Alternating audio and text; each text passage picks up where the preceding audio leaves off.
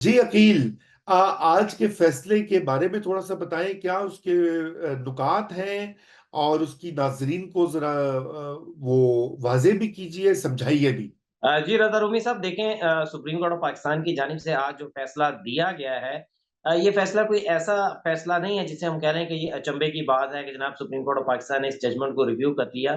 और आइन को अपनी ओरिजिनल सूरत हाल में सूरत में बहाल कर दिया। ये फैसला बुनियादी तौर पर जब अप्रैल 2023 में जब ये फैसला दिया गया था, तो 2022 में सॉरी, तब भी हम यही बात कर रहे थे कि ये फैसला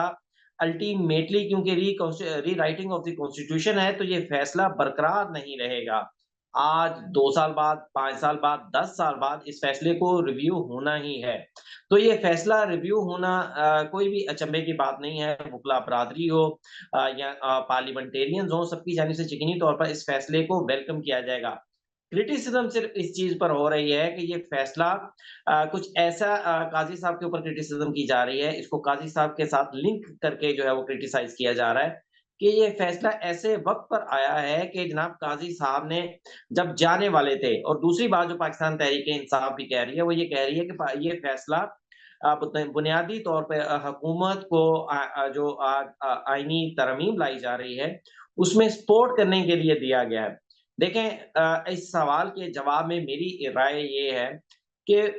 कोई भी जज जब चीफ जस्टिस ऑफ पाकिस्तान बनता है, बिलखुसूस काजी साहब की अगर हम बात कर लें, तो वो चीफ जस्टिस ऑफ पाकिस्तान बनने से पहले उनके ज़हन में बहुत सारी चीज़ें थी कि मैं जितने ऐसे फैसले जो कि सुप्रीम कोर्ट ऑफ पाकिस्तान को नहीं देने चाहिए, उन फैसलों को रिवर्स करूँगा। परवेज़ मुशर्रफ का फैसला उन्होंने दिया, जो कि कोई तसव्वुर नहीं कर सकता था कि उसका फैसला इतनी जल्दी आ जाएगा। फिर उसके बाद ये भी सुनने में आ रहा है कि डैम वाला केस जो है वो भी अभी लगने जा रहा है, चंद रोज़ में शायद उसका भी फैसला हो जाए। 190 मिलियन पाउंड में जो सुप्रीम कोर्ट ऑफ पाकिस्तान ने अरबों रुपए की किस्तें लेना शुरू कर दी थी, वो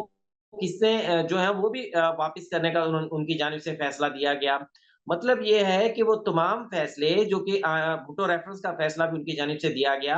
ये सब वो चीज़ें हैं जो काज़ी साहब इससे पहले बताते रहे हैं कि या इस चीज़ का इज़हार बरमला करते रहे हैं कि मैं सुप्रीम कोर्ट ऑफ पाकिस्तान को अपनी ओरिजिनल जुरिडिक्शन में लेकर आऊँगा। तो इसलिए इस फैसले का जो है वो उसके अचंभे की कोई बात नहीं है कि जनाब अचानक सुप्रीम कोर्ट ऑफ पाकिस्तान ने ये फैसला दे दिया और फिर मुतफ़िका फैसला है जो सुप्रीम कोर्ट ऑफ पाकिस्तान का ओरिजिनल फैसला था 2022 का, वो फैसला 3-2 की अक्सरियत से था, यानी सिर्फ़ 1 वोट ज़्यादा होने की बुनियाद पर था। लेकिन आज का फैसला मुतफ़िका फैसला है और उस पर क्रिटिसिज़्म फैसले पर किसी भी जानिब से नहीं हो रही। अच्छा, आज की जो प्रोसीडिंग है, प्रोसीडिंग इंतहाई दिलचस्प रही है, क्योंकि एक तो सबसे पहले ये है कि हम जानते हैं जिस तरह ये राय थी या ये ओपिनियन एक बिल्डअप होता जा रहा था कि जो जजेस की जानिब से भी जो रास्ता अपनाया जा रहा है, जैसे जस्टिस मुनीब अख्तर की जानिब से रास्ता अपनाया गया था